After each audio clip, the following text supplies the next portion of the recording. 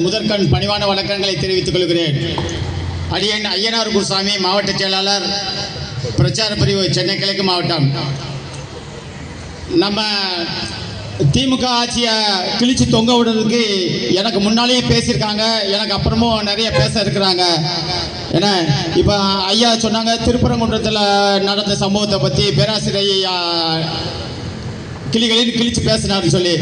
அவரோட பதிவிலிருந்து ஒரு சின்ன கவித்துளியை மட்டும் 2 நிமிஷம் நான் பேசிட்டு என்னோட உரையை முடிக்கலான்னு இருக்கிறேன்.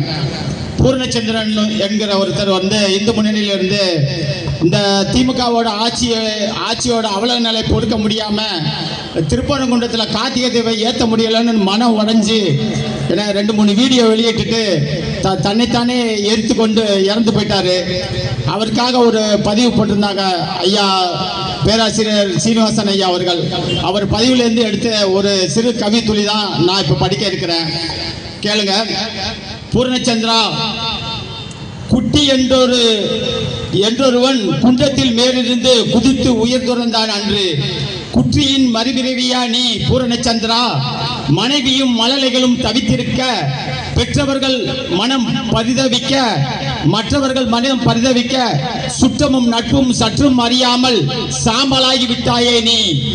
கார்த்திகை தீபம் ஏற்ற வேண்டும் என்று சாவுதான், கார்த்திகை தீபம் ஏற்ற வேண்டும் என்று காவு கொடுப்பதா உன் உயிரை? தீபம் எரியவில்லை என்பதற்காக நீயே தீயாக எரிந்து விட்டாயா? தர்மம் காக்க வேண்டாமா நீ? சாவுதான் சரி என்று நினைத்து விட்டாயா? காற்றில் பறக்கும் உன் சாம்பலின் ஒவ்வொரு துளிகளும் கார்த்திகை தீபத்தின் கதை சொல்லும். இனி வரும் காலங்களில் பேய்கள் ஆட்சி செய்தால் பிணம் தின்னும் சாத்திரங்கள் என்னும் பாரதியின் கவிவரிகளை நீ கண்டதில்லையா? கண்டிருந்தால் இப்படி நீ நெருப்பில் உருகியிருப்பாயா? கருணையற்ற கருணாநிதியின் குடும்ப ஆட்சி ஒழியாது என்று நினைத்து உனக்கு நீயே முடிவு கட்டிவிட்டாயா? இல்லை இல்லை, இதோ வருகிற 26 சட்டமன்ற தேர்தலில் அடியோடு திமுக ஆட்சியை அழித்து ஒழித்து நமது பிஜேபி மற்றும் அதிமுக ஆட்சியில் கூட்டணியிலான அடியோடு ஒழித்து கட்ட இருக்கிறோம். போய்வாடா பூர்ணச்சந்திரா, அடுத்த ஆண்டு உன் திதி கொடுக்கும் இதே தினத்தில் குண்டத்தின் மலை மீது உச்சியில் தீபம் எரிந்து கொண்டிருக்கும். அப்பொழுது எங்கள் கண்களில் எழும்பும் கண்ணீர் துளிகள் அனைத்தும் அந்த தீபம் உன் நினைவால் எழுதும் என்ற கண்ணீர் துளிகள் அந்த தீபத்தை அணைத்திருக்கும். போய்வாடா பூர்ணச்சந்திரா, போய்வாடா என்று பேராசிரியர் சீனிவாசன் அவர்கள் இந்த பதிவை போட்டிருந்தாங்க.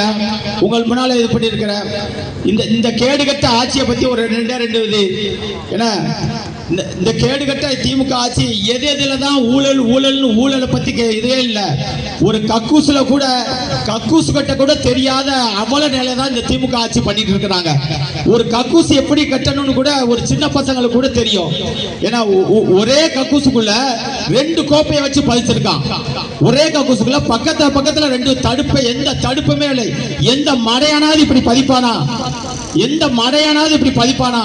ஒரு பள்ளிக்கூடத்துல வரிசையா ஒரே ரூம்ல வரிசையா என்னமோ கொக்கோ விளையாடுறதுக்கு கோடு போட்டு வச்ச மாதிரி வரிசையா கோப்பையை பதிச்சு வச்சிருக்கான். அறிவு கட்ட எவனுமே, எந்த இன்ஜினியரை இவ்வளவு கேடுகட்ட இன்ஜினியர்கள், அறிவுகட்ட இன்ஜினியர்கள் எந்த உலகத்திலையும் நீங்க பார்க்க முடியாது. ஒவ்வொரு இதுலையும் மழைநீர் வடிகாலுக்காண்டி 4000 கோடி மத்திய அரசு கொடுத்தது. 4000 கோடி அப்படியே முழுங்கி எடுத்து வாரி போட்டுட்டு மழை வந்து அங்கங்க குண்டும் குழியுமா நிறைஞ்சு கிடக்குது. ஏன்னா ஒரு சீனை போடணுங்கிறதுக்காண்டி குழி நிறைய தண்ணி இருக்குது. அந்த தண்ணியில போய் கலவையை குலைச்சு கொட்டுறான். எங்க அங்க நிக்கும் தண்ணி, கிணறு மாதிரி தண்ணி கிடைக்குது. அந்த தண்ணிக்குள்ள போய் குலைச்சு கொட்டுறான். அது பொங்கி எண்ணு சிமெண்டோட சேர்த்து ஓடிக்கிட்டு இருக்குது. அப்படியே காமிக்கிறாங்க வீடியோல. அது பாட்டுல ஓடிக்கிட்டு இருக்கு. இவன் கடமைக்கு செய்யறேன்னு சொல்லி அதை அள்ளி கொட்டுதான். இவ்வளவு மடத்தனமான ஆட்சி எந்த ஊர்லயும் எந்த காலத்திலையும் நம்ம 70 ஆண்டு கால சுதந்திர இந்தியால இவ்வளவு மடத்தனமான ஆட்சி நம்ம எப்பவுமே பார்த்ததில்லை. தண்ணி இருக்குது. ஒரு பொக்கலைன ஜேசிபியை கொண்டு வந்து தண்ணியை வாரி பக்கத்துல ஊத்துறான். பக்கத்துல ஊத்துற தண்ணி மறுபடியும் அந்த குளிக்குது அங்க அந்த இடத்துக்கு தான் வருது. இவன் கொண்டு போய் வேற ஒரு குப்பையாளி வேற இடத்துல கொட்டினாலும் அந்த இடத்துல குப்பை குறையும். தண்ணிய கோரி கோரி 2 ஸ்டெப் தள்ளி அங்கனுக்குள்ள கொட்டுதான். அந்த தண்ணி இவன் வண்டியை திருப்பிட்டு வர்றதுக்கு முன்னால இவன் எடுத்த இடத்துக்கே வந்துருது. இவ்வளவு மடத்தனமான ஆட்சியை நடத்திக்கிட்டு இருக்கான் இந்த திமுக ஆட்சி, திமுக காரன். ஏன்னா இந்த ஆட்சி ஒழியணும்.